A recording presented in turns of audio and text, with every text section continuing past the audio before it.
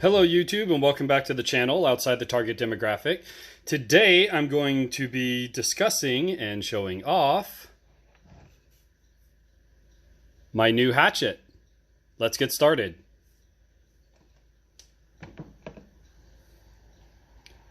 So this hatchet was a Christmas gift from the father-in-law. He's a woodworker by hobby, I suppose.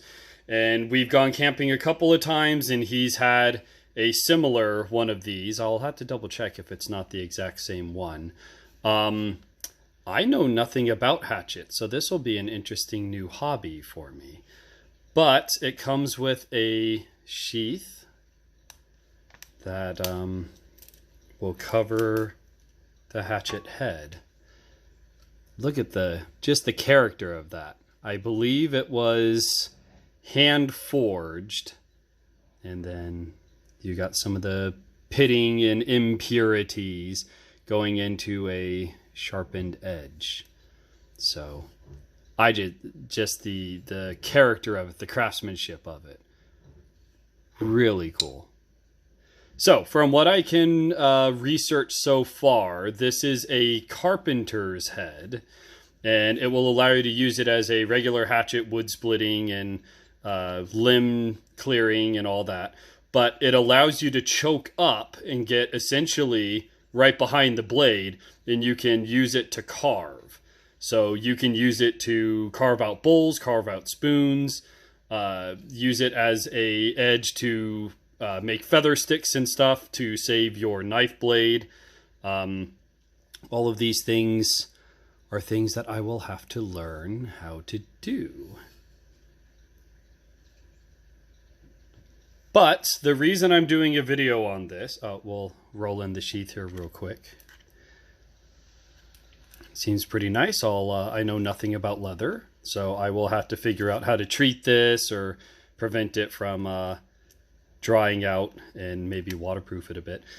What I've discovered is if I roll the blade into the hatchet, it's pretty tight so far. I imagine that'll loosen up. I've learned that I can run this strap through the back of my belt and have it up over. So my belt is running through where my finger is. And I can have this running as a scout style holster running across the small of my back. And with my right hand, I would be able to grab here. With my left hand, I'd be able to detach it. And I'd be able to get to it without burying it in a backpack or something similar. So the reason I'm showing this is not only do I know very little about hatchets, I do have a ½ acre of woods on the property. We do have a wood burning stove, so I am familiar with axes and how to split wood and all. So this will be something new for me to get all OCD about.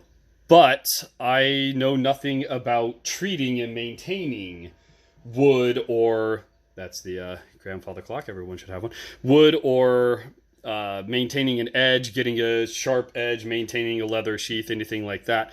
So I'm going to be doing a series where I'm applying some linseed oil. Now, from what I can tell, this is the polymerized, which is essentially the same as boiled oil.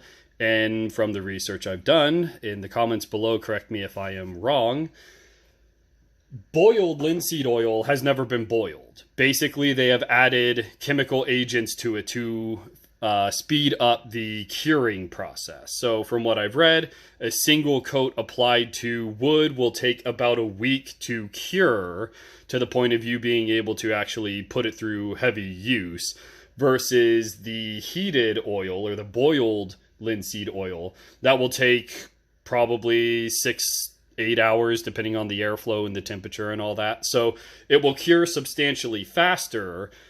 Some of you may have heard, I've heard growing up, that anytime you're working with wood and you're applying oil, you need to dispose of the towels so that they don't spontaneously burst into flame. I thought that was an urban legend.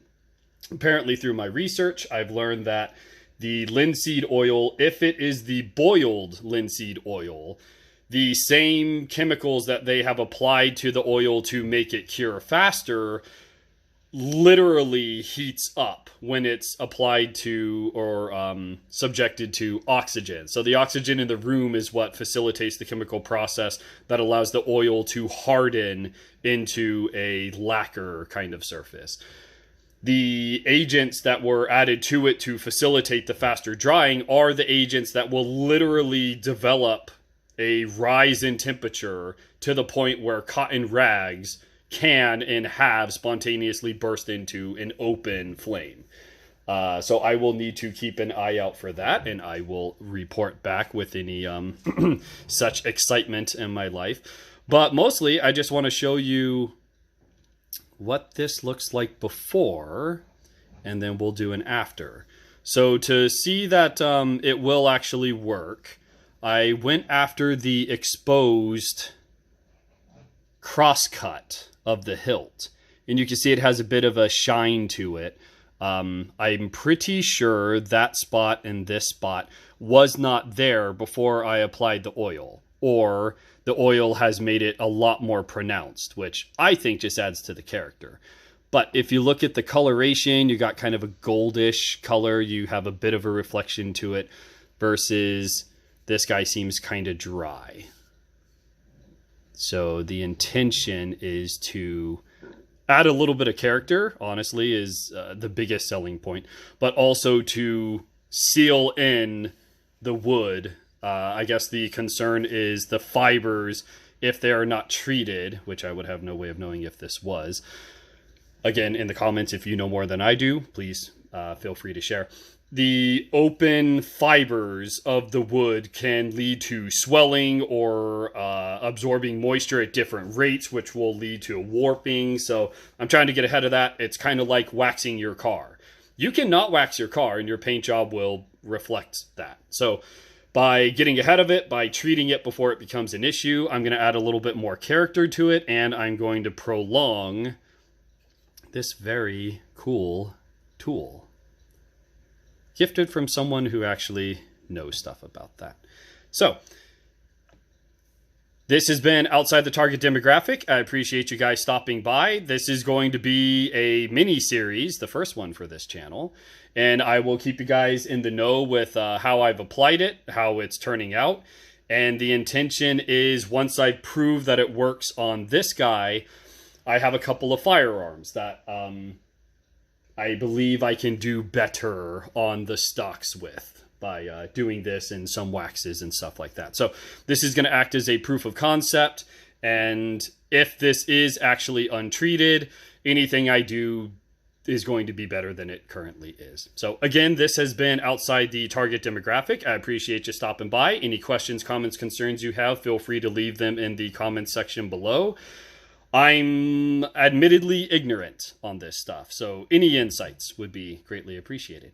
And as always, I appreciate your time. I will catch you in the next video.